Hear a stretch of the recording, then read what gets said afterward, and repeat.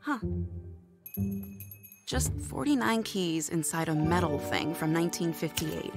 Or maybe it's the first step to becoming a writer, and your first book gets turned into a movie by your favorite director, aka new best friend.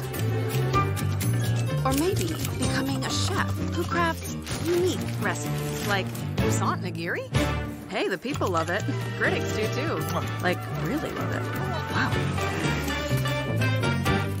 Or you could start a travel scene, where your research takes you from South America to somehow Scandinavia to scream singing your way through Shibuya? And all of it makes your travel scene so successful, you need a vacation. So you can keep writing about vacations. Cash or card?